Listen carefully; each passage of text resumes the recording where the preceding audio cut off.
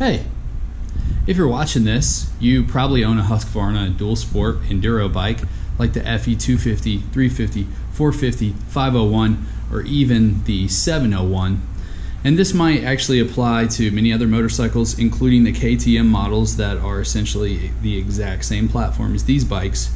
And you've also probably woken up one day after a big rainstorm where you're riding your bike, or potentially your last bike wash, and your speedo is no longer functioning properly.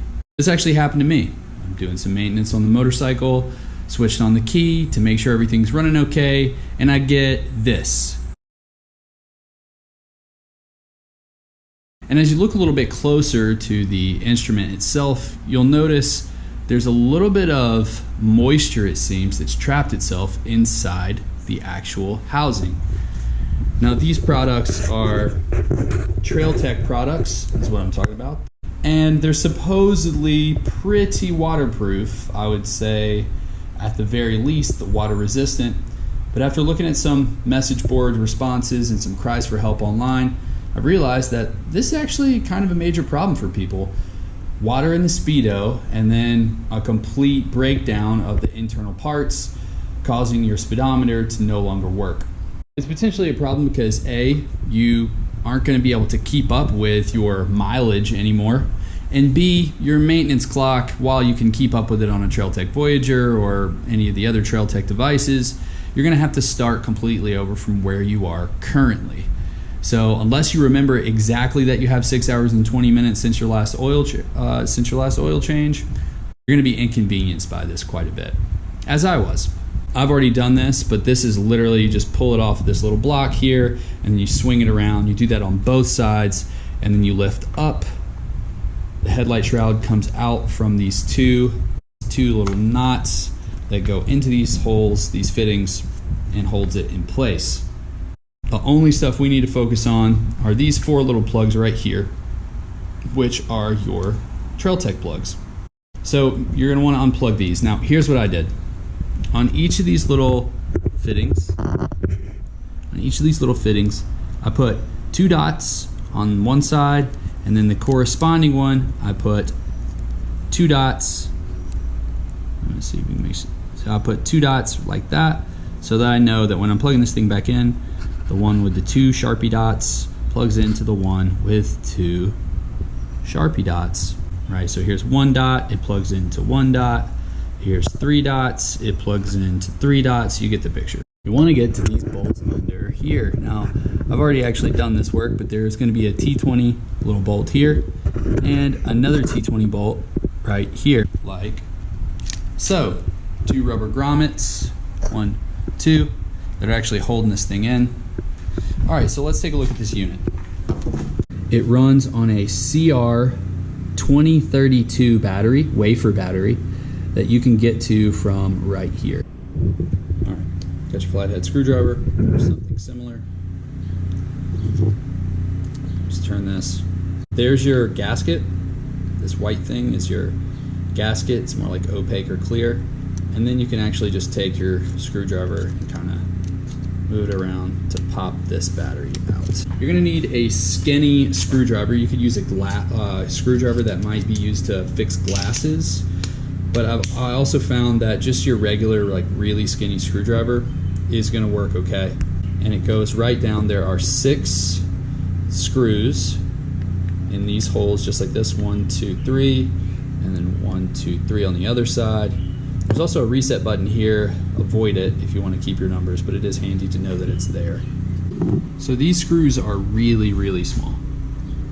And so it's beneficial to have something like a magnetic plate or something to keep all of this stuff here. Once you got all 6 of those screws out, you should be able to pretty easily just pull the unit apart. And it comes into a few pieces. Here you just have your face plate. Chances are you probably are going to have a little bit of moisture in this. This pops off, just peels forward and comes out just like this. There's a good chance you're going to have water. If you have moisture in your odometer, you're going to have water on the back side of this. And then the other pieces here, you'll notice, are all the internals. Now you can actually pop this side of the back side of the screen out, and you can look underneath there, but it's connected on the underside by sort of just a bunch of little tiny solder welds. So it's not going to actually come off of this motherboard. What I did next is, I'll show you a picture here. I actually found that there was a lot of corrosion from the water that was done around this little button here, down around the bottom. And then there was also some rust, and I don't know if you can see that. There's a little bit of rust on the posts of the high beams light. First thing I needed to do was grab a clean towel, any kind of microfiber, and you're gonna wipe the face and the edges of the motherboard, and then on the back, anything that you can reach in here, you'll also sort of wipe to clean up any of that moisture. Just dab. If you wipe a microfiber cloth, it catches on any of that electronic stuff in there. It's gonna leave some fibers and stuff inside there. So with the heat gun, put it on the low setting, and then kind of use it as a hair dryer. All right, once you get to there, you've probably gotten all the surface water out. All right, give it as much as drying as you need. Don't get too close with the heat gun. You will melt something. If you have a O-ring kit, like a pick tool kit, you probably have something like this. And what I did is I just used it to pick away at the corrosion on the face of this plate. So it's kind of hard to see on this, but there's a little lip on your actual green display, and it fits on this magnetic strip down below. There's a little shelf, 2 pieces of glass stuck together. 2 pieces of glass stuck together, and you can see on the left-hand side there, you can see that little shelf.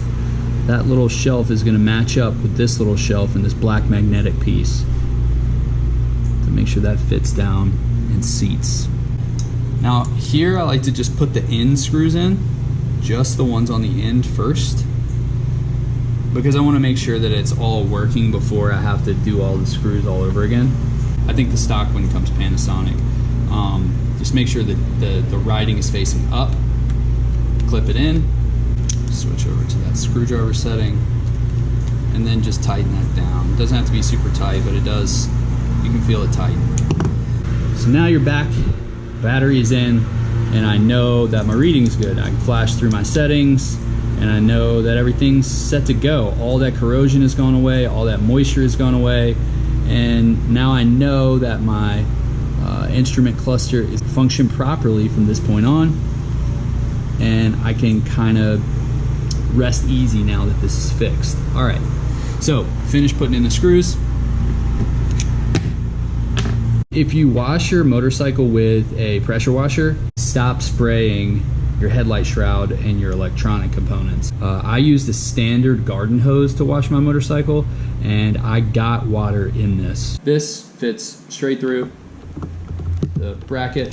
You can see here, this is where your wires are gonna go, and then you got those 2 pole pieces that are gonna go down into these rubber grommets, and you press it down firmly until they've seated completely.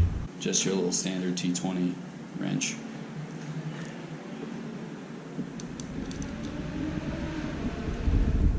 I'm gonna go back to my plugins here, and I got all my corresponding dots. So here's 4 dots. Let's find the plugin with 4 dots. Here it is. You just go right in and clip in. Listen for the click. And again, I did this before I unplugged any of these. Put the 2 nodes down in the bottom, which fit into the fender.